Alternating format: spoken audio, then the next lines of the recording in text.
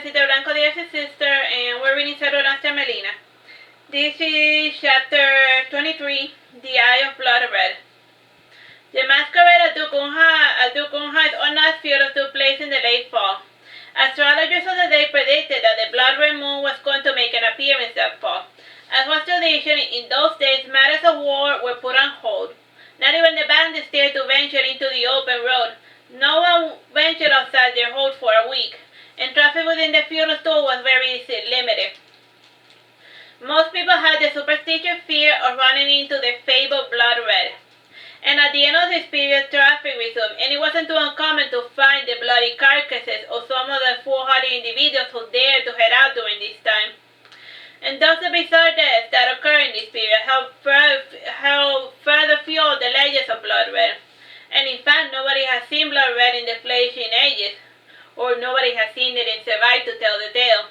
And it was interesting to note that no one person associated the character of blood red with Persimmon. Then again, the legends of blood red predated the monarch, and one of such legends relates to the mysterious astral body, which resembled a red eye. And this astral body only appeared once every 15 years. And it was said that the celestial orb was actually blood red's eye, and he had placed his eye on the heaven to scan for his next victims. The celestial body is actually the planet Jupiter, that's as seen from the planet Saturn, that it resembles an eyeball from that far away. Melina delayed her trip for quite some time, and she was supposed to have arrived a week before the evil blood red. And she was still holding out for Augustus' return. And when she saw him, she said, "Boy, what a mess! Go get washed up, and we have to leave right now, or else we will miss the party.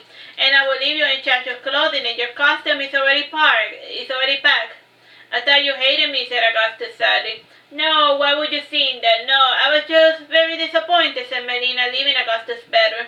Augustus felt heartbroken when he heard this, and on his way back he had hoped that Melina would have developed feelings for him, and he had left more out of spite than everything else. And Freddie was there to greet him after he had gotten out of jail, and he rushed back to Sassari expecting anything. And indeed it was Augustus who was disappointed, and Melina just required his presence for another one of her little adventures. And Augustus resolved to follow Melina all throughout the party, more out of habit than out of devotion. And aside from Augustus and Cedric, Melina wanted Franny to come along with her. However, she could not be persuaded to leave Sassari.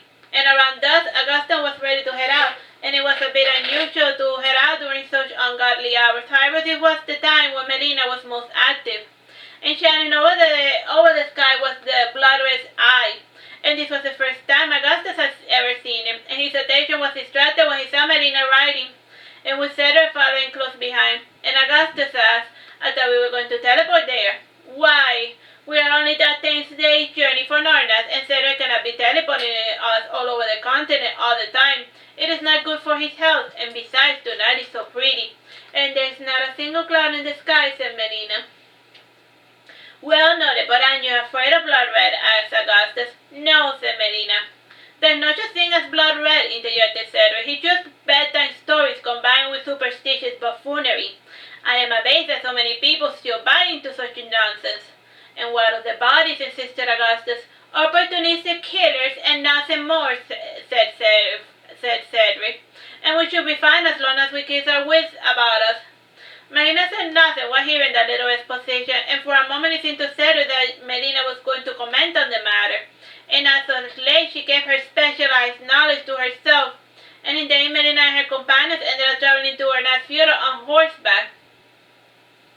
Cedric noted the unusual sublime weather. It was almost as if blood red was parting the clouds to always keep a close watch on his future victims. And the trip to the funeral was uneventful. Aside from a few caravans, there was not a soul traveling the roads. And for her costume, Melina had chosen a ballerina dress that was not pink. This was unusual for her, since she adored pink. The dress had yellow, green, and red triangle patterns with some pearls, and it came with a small hat of the same design and a white mask. And her hair was done up in pigtails, and she was the most charming sight in the entire party. Augustus wore a ceremonial armor with helmet and on, and it did not take him long to get drunk at the party, and as of late Augustus had become a bit of a drunkard, and it was a good thing that he had resembled a gentleman without his hair. Otherwise his honor might have been plagued upon, and Cedric too wore his main robes with the addition of a mask. The Discasso, for lack of a better word, was ancient, and even the remnants of its burning crevices smelled of years of dust. And the locals who served in the interior described in vivid detail the castle's stained glass windows, and they depicted the four seasons and were personified in four strange individuals, and one of the recognizable figures was blood red, and the identity of the other three were unknown, and all of the corridors were made of the same steel brick stones, and there was a certain dampness which clung to all of the passages, and in every room there was a colony of rats, and at times the servers did not bother to put out traps, and they simply did try to clean out the place whenever the guests were visiting. And despite their best efforts, rats would occasionally scamper across the dance floor, and even some of the food had been nibbled on.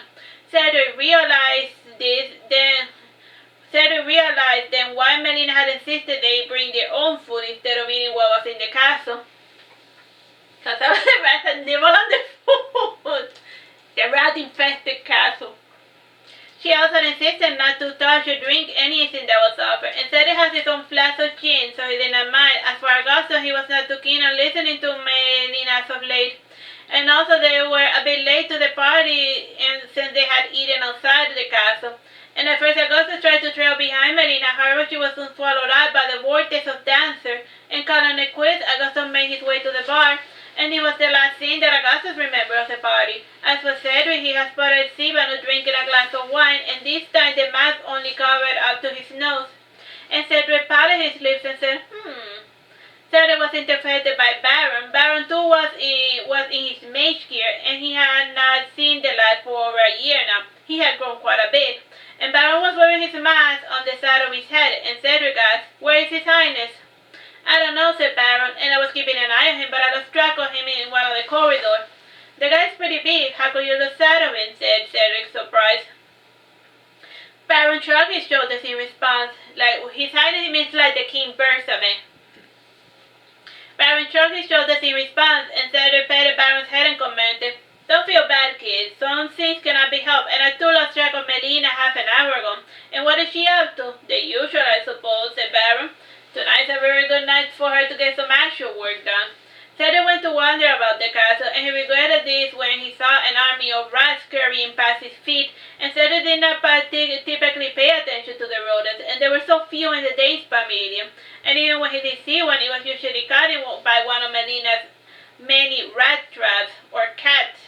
And still Cedric realized that their behavior was quite unusual, and the torches in the poorly lit hallway flickered ominously, and a figure clad in white approached him, and narrowing his eyes, Cedric noted the spectre's flute, and he seemed to be playing it, but it did not produce any sound, and his eyes were scorching red, and in a nonchalant fashion the spectre bowed and said, "Good evening, sir." "Good evening," said Cedric, and from up close the eyes were pale white color, and they seemed red because they blankly reflected the light of the torches. After departing, Cedric said, that was something else."